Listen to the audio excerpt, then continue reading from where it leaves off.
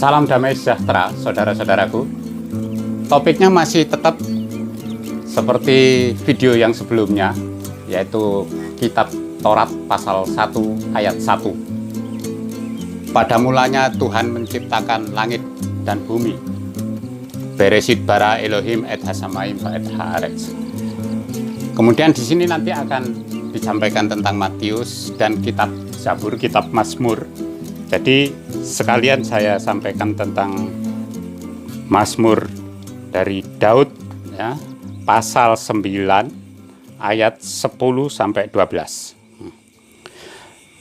Yahweh juga menjadi benteng bagi yang tertindas, perlindungan pada waktu kesesakan, dan mereka yang mengenal namamu bersandar padamu, karena engkau, ya Yahweh, tidak meninggalkan mereka yang mencari engkau. Pujilah Yahweh yang bersemayam di Sion, beritakanlah segala perbuatannya di antara bangsa-bangsa. Nah, ini Indonesian Literal Translation ya. Saya ambil dengan teks, saya bacakan teks aslinya ya, dengan cara membacanya. Kalau pas nama Tuhan, itu cara membacanya Adonai ya. Yud, Yahweh, Yah, Yud, He, Vav, He, itu dibaca Adonai. Fihi Adonai, Miskaf, Laddah, Miskaf, Leitot, Batsara. Ayat 11. Vayiftehu, Beha, Yot, Esmeha, Kilo, Azafta, Dorseha, Adonai. Ayat 12. Zammeru la Adonai Yosef Sion Hagitu Be'amim Alilotav. Jadi kalau pas ada kata Yud He Vav He ya, itu dibaca Adonai. Jadi kalau ada kata ketemu huruf Yud He Vav He dibaca Adonai, tuanku atau junjungan ilahi. Jadi kalau di bahasa Inggris diterjemahkan Lord ya. Ini. Jadi yang dimaksud Elohim, Elohimnya bangsa Israel atau keturunan Yakub ya. Yakub diganti namanya menjadi Israel. Nama Tuhannya adalah YHWH atau YHWH. Ini nama ya, nama Tuhan. Ini nama Tuhan, nama Elohim, nama Eloh juga bisa. Jadi kalau Tuhan atau Eloh atau El itu artinya Tuhan, suatu kedudukan yang disembah.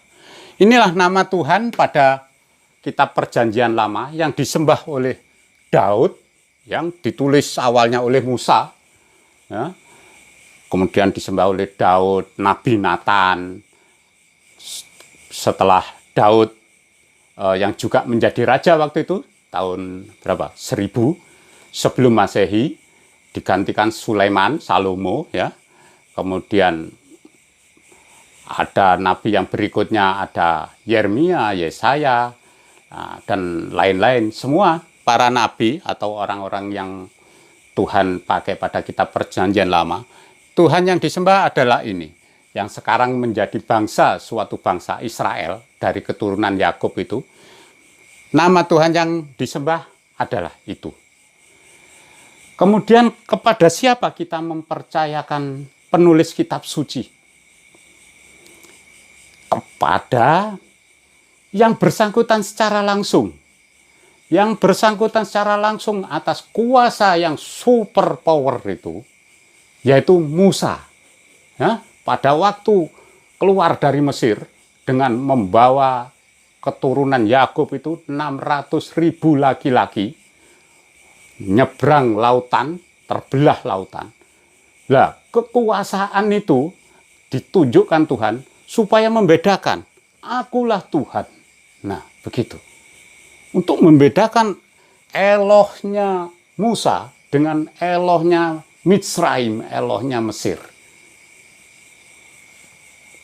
Jadi Musa yang mengalami langsung dan Musa yang menulis nama Tuhan ini. Berikutnya inilah yang dilanjutkan peristiwa itu dengan peristiwa Paskah, ya, pembebasan dari perbudakan itu menjadi hari raya Paskah sampai sekarang. Diceritakan turun-temurun, inilah yang disembah oleh bangsa Israel sampai sekarang ini. Jadi mudah untuk melacak nama ini, ya. Meskipun nama ini tidak boleh disebut sembarangan, sekarang sudah zaman teknologi sedemikian maju. Jadi mudah sekali untuk mencari nama ini. Kemudian inilah yang sumber awal yang kita tidak boleh lupakan. Karena kalau salah, wah, ini berat. Ya, tetap saya menghormati pilihan yang lain, ya. Saya tetap menghormati. Tapi bagi yang sudah mempercaya ini sama dengan saya, itu dengan kitab suci, dengan original teksnya, Ibrani, ada piktograf, ada gematria. Waktu itu sudah diadakan tes DNA, ya, tes DNA atas hak cipta. Karena siapa pencipta, maka dia itu yang bisa menyelamatkan kita. Yang bisa menyelamatkan kita dan masuk dalam perjanjian yang kekal bersama Tuhan, hidup kekal di sorga. Nah, ini, ya. Kemudian dia menjanjikan dari jalur Ishak, ya, secara jasmani. Jalur Ishak ditulis di kitab suci ini, ya, perjanjian baru, urut sampai Adam, sampai terus sampai Yakub, sampai Musa, sampai ke Musa, ke Daud, sampai ke Yesus. Siapa Yesus? Kok tahu-tahu jadi Tuhan? Kok tahu-tahu jadi Tuhan? Yesus atau Yesua, ya? Yesua.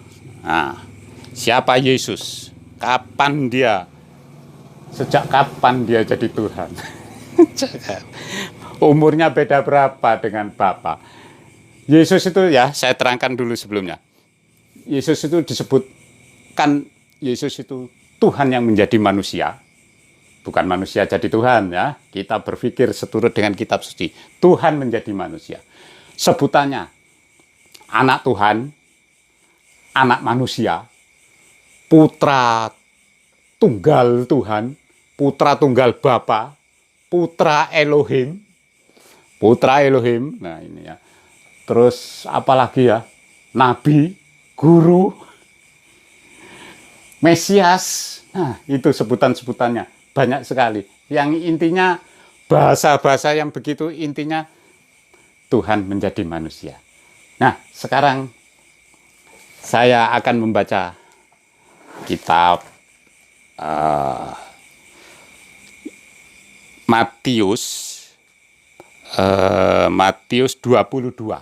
Matius 22 ini juga membahas tentang kitab Mazmur atau Zabur.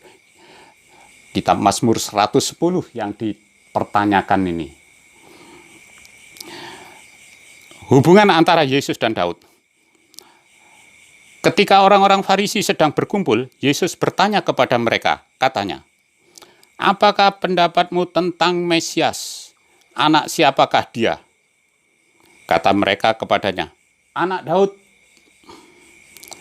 Katanya kepada mereka, "Jika demikian, bagaimanakah Daud oleh pimpinan roh dapat menyebut dia tuannya ketika ia berkata, 'Tuhan telah berfirman kepada tuanku, duduklah di sebelah kananku, sampai musuh-musuhmu kutaruh di bawah kakimu.'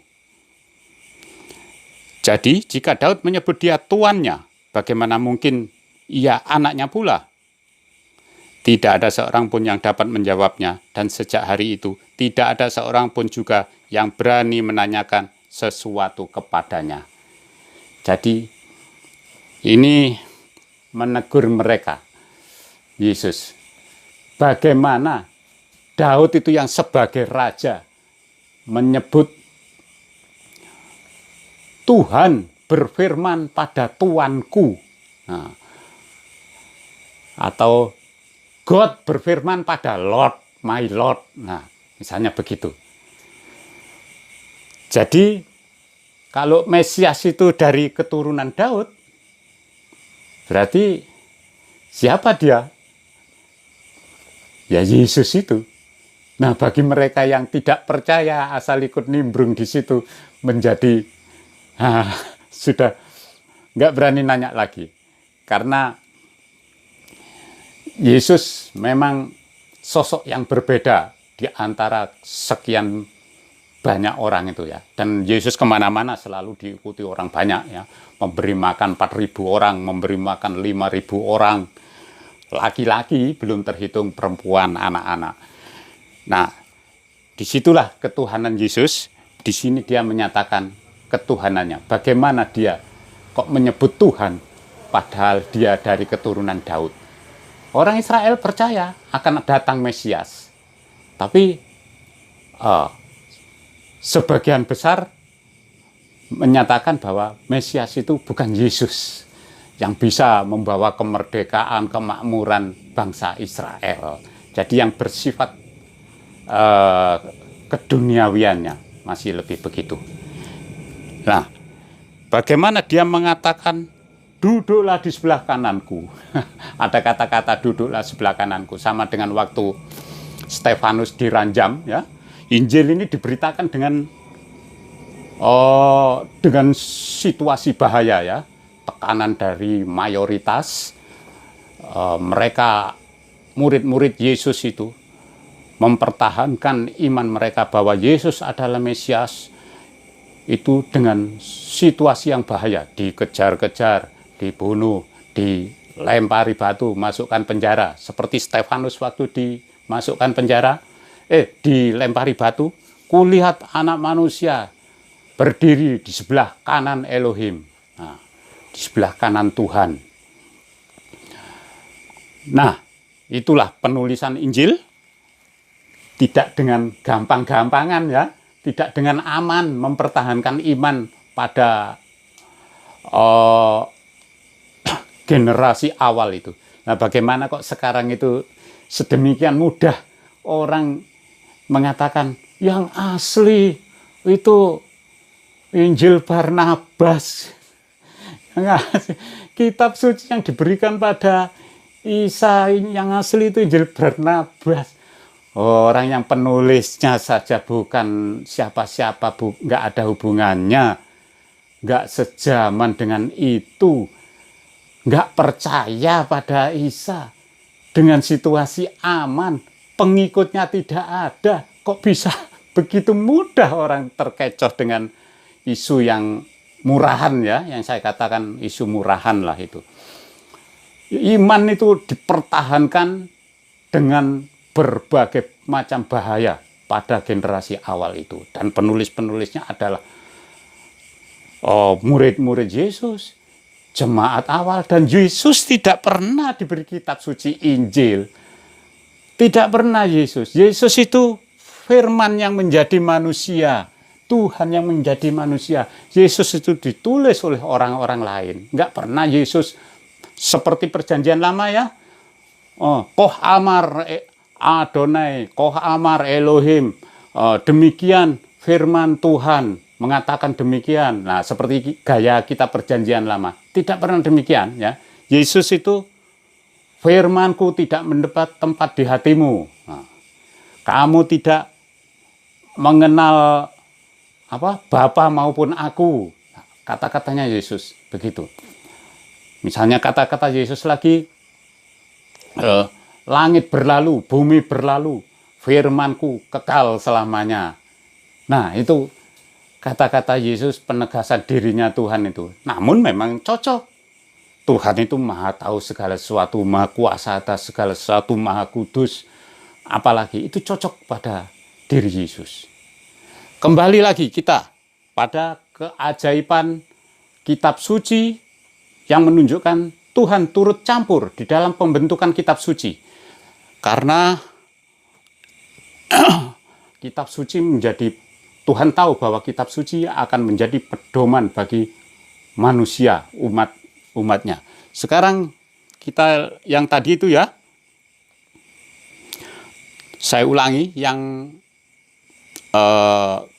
kitab Mazmur 110 atau Matius 22.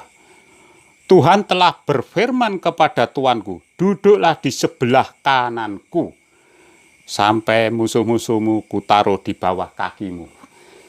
Duduklah sebelah kananku, suatu tempat kehormatan. Tuhan berfirman, tempat yang terhormat bagi ini punya kuasa, nah, gitu ya.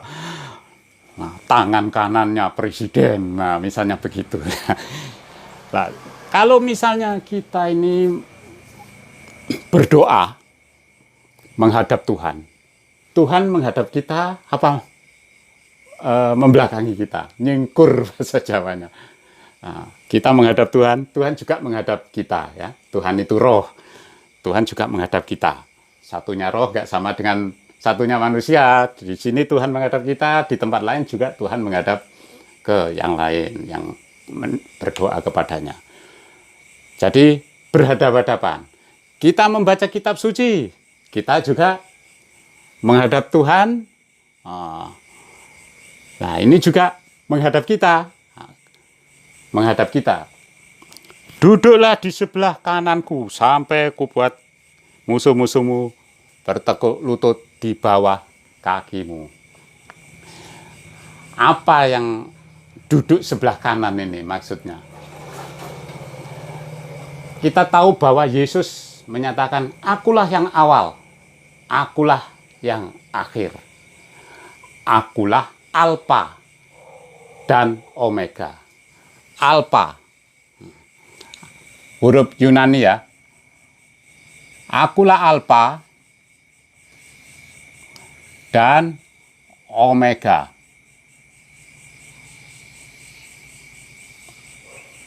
Akulah Alfa dan Omega, yang awal, yang akhir.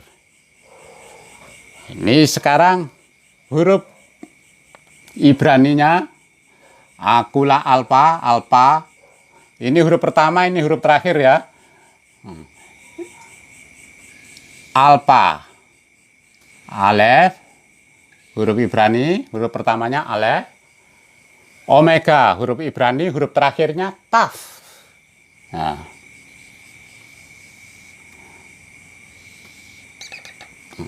Taf, Alef Taf, Alef Taf.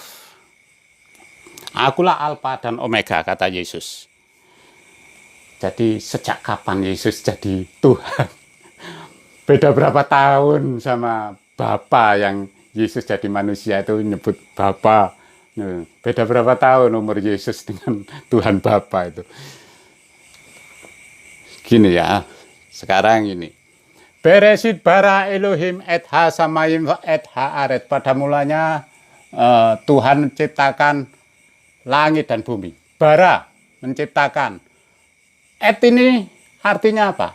Elohim Tuhan. Et ini apa artinya? Tidak ada artinya ini ya. Jadi dari kata kerja menciptakan langsung pada apa yang diciptakan. Pada objek yang diciptakan, yaitu hasamayim. Langit atau sorga di terjemahan bahasa Inggris ada yang menerjemahkan sorga. Et dan etnya juga nggak ada artinya. Dan haaret bumi. Jadi et ini sesuatu gaya penulisan sana yang artinya seperti tidak punya arti. Hanya menunjukkan, misalnya ini menunjukkan apa yang diciptakan, itu aja, etnya kosong. Tapi apa? Kitab suci? Kitab suci itu harus bisa membuktikan kebenarannya dengan tanda-tanda, keajaiban-keajaiban. Duduklah di sebelah kananku. Yesus adalah Alfa dan Omega, awal dan akhir, Alef Taf. Bereshit bara Elohim et.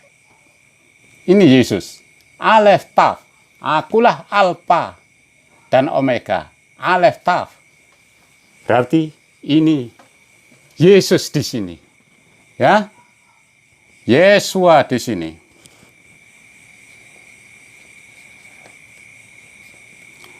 Yesua.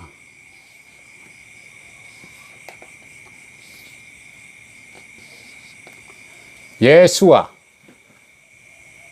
Yahweh menyelamatkan. Oke? Ajaib.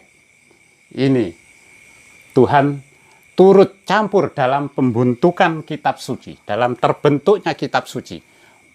Dengan huruf Ibrani, dengan huruf Yunani, yang punya kekhususan yaitu piktograf dan gematria. Ya.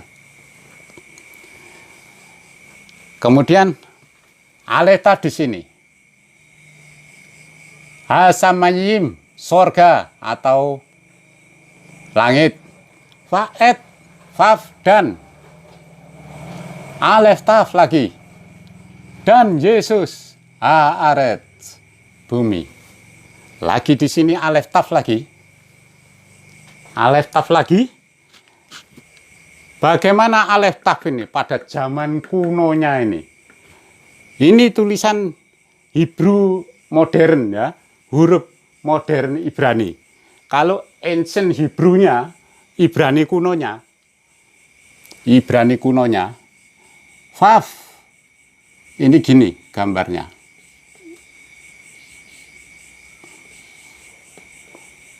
Paku. Paku artinya menghubungkan, ya, seperti triplek dengan kayu. Ada paku menghubungkan antara triplek dengan kayu biar nyambung, ya. Atau kalau tenda ada tali-talinya, terus ada pakunya ke tanahnya. Nah, zaman Musa dulu itu paku. Nih paku, Faf ini ya. Ibrani yang kuno ini, Alef, Alef Taf, Alef. Ibrani kunonya ini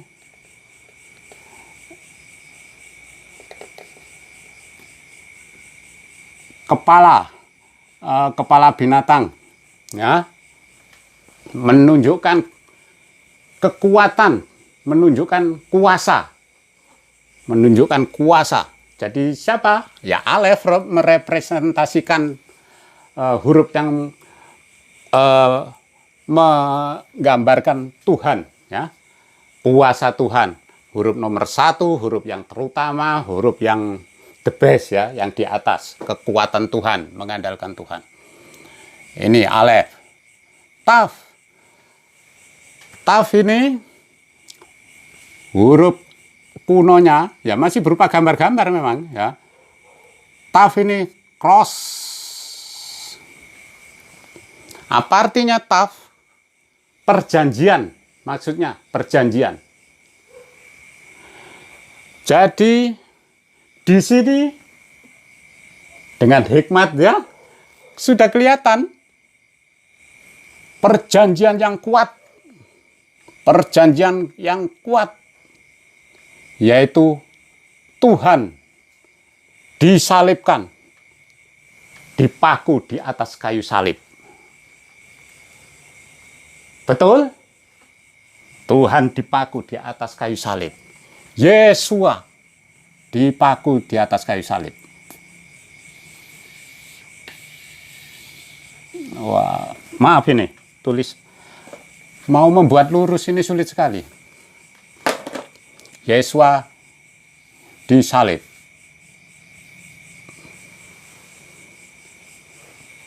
Tuhan dipaku di atas kayu salib. Kenapa demikian? Karena saking sayangnya Tuhan pada kita.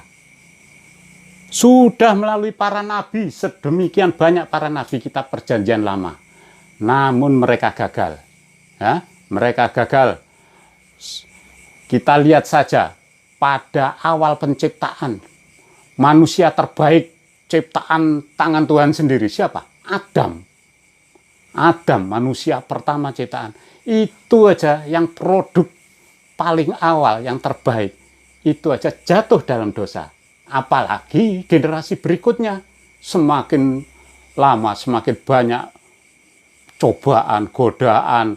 Wah, aneka kreativitas dosa itu. Wah, di kiri kanan muka belakang sekeliling kita. Nah, karena banyak yang gagal, maka Tuhan turun langsung untuk menebus dosa. Jadi, karena Tuhan sayang kepada manusia untuk menebus dosa ya. Pada waktu Adam jatuh dalam dosa dengan Hawa ya, digambarkan apa? Si penggoda itu, si iblis, setan, nahas ya. Nahas ini harus diselesaikan dengan cara yang sesuai dengan kehendak Tuhan.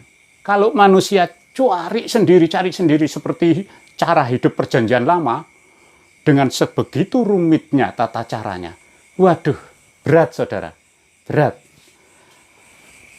Maka harus diselesaikan dengan Mesias ini. Tuhan turun ke dunia, menebus dosa di atas kayu salib ini. Jadi manusia sakit beneran, ya, sakit beneran. Manusia beneran 100% Yesus ini. Ya 100% Tuhan, tak pernah berdosa, itu aja yang manusianya. Sakit beneran, jangan dikira di salib itu pura-pura sakit. Sakit beneran. Jadi makanya jangan, katanya ada yang bilang bukan Isa yang mati di salib katanya. Coba dilihat di ini 3 lembar terakhir dari Injil itu ya, di tempat terjadinya itu. Yang mati di salib itu Yesus atau bukan? Kalau Isa, ya memang agak samar itu. Karena originalnya itu Yesua. Ya. Nahas. Nahas, apa artinya nahas? Ular ya. Ular. Gamatrianya. Nun, 8. Sorry.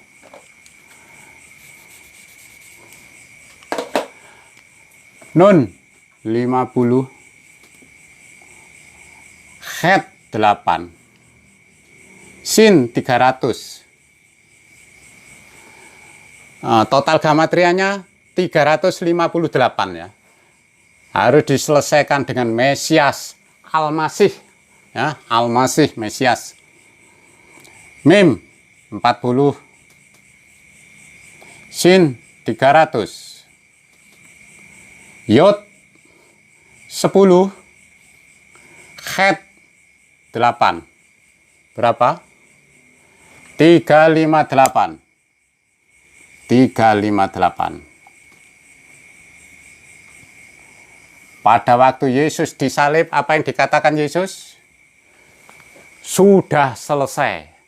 Sudah genap. Sudah tuntas. Percaya Yesus, dosa diampuni. Bukan berarti terus setelah percaya Yesus hidup semau gue, ya enggak. Namun percaya dengan penebusan oleh darah Tuhan ini. Yang dulu gambarannya dengan darah binatang, ya, binatang halal, ya, darah binatang. Nah, inilah yang diperingati hari raya Paskah, baik pada orang Israel yang percaya pada Yesus, melakukan Paskah, pembebasan bangsa Israel dari perbudakan di Mesir itu, keluar dibawa oleh Musa. Kemudian kalau yang percaya Yesus, kan sebagian ada yang percaya, sebagian tidak. Yang percaya Yesus, perjanjian baru, juga melakukan hari raya Paskah. Itu yang diperintahkan Tuhan. Nih ya, penebusan dosa. Malah banyak yang berpuasa ya. Kalau yang Natal itu bukan perintah ya.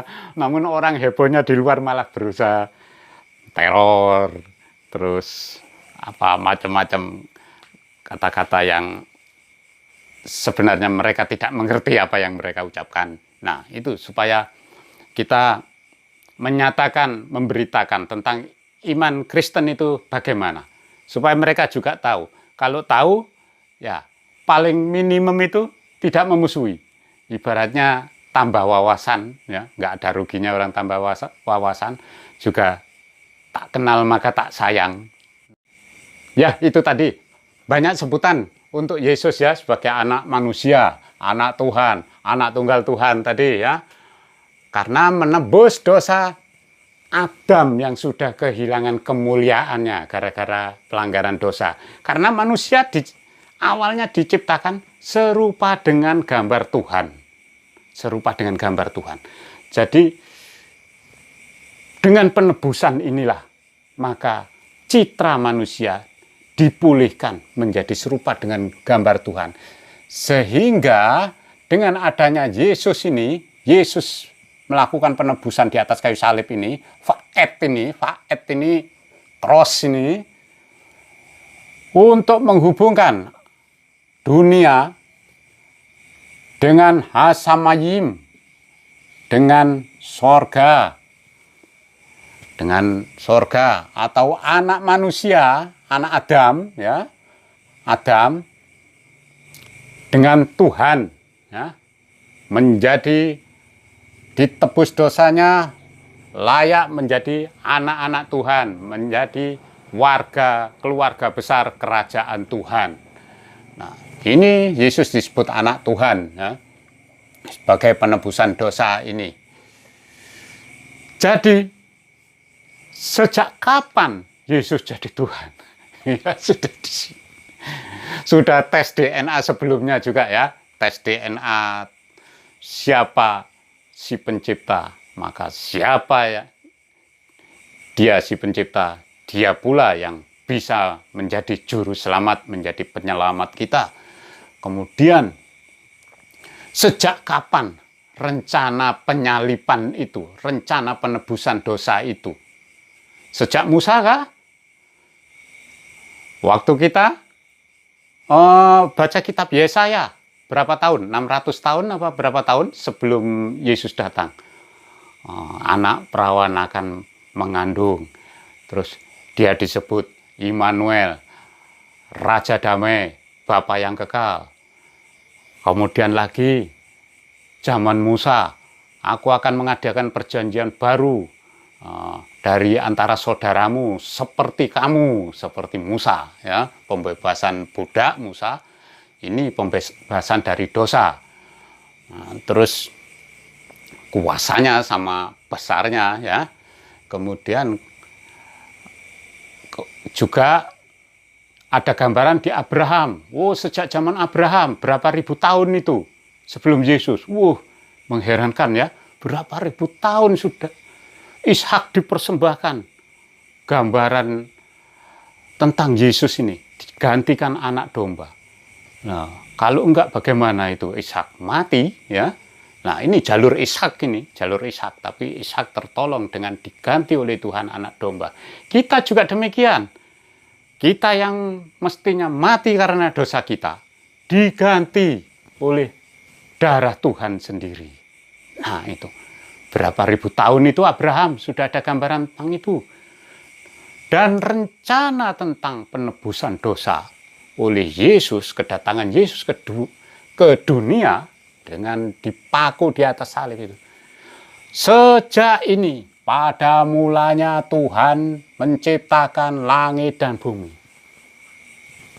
Sudah ada et, sudah ada faet, akulah alfa dan omega. Faet dan alfa dan omega. Alef taf. Sejak dunia dijadikan, sudah tertulis rancangan itu. Berapa juta tahun yang lalu. Luar biasa. Ini adalah grand design dari Kreator, ya, dari Sang Pencipta. Kita kalau mau itu bersyukur, ya, sangat baik, sangat luar biasa. Kita yang sudah percaya dengan ini, tidak menolak Yud He Vav He, tidak menolak Yesua yang disalib itu, menerima dengan rendah hati, dengan syukur. Sangat beruntung kita. Nah, itu saudara-saudara, sungguh Tuhan kita adalah Tuhan yang luar biasa, yang teramat baik. Terima kasih atas perhatiannya. Tuhan memberkati.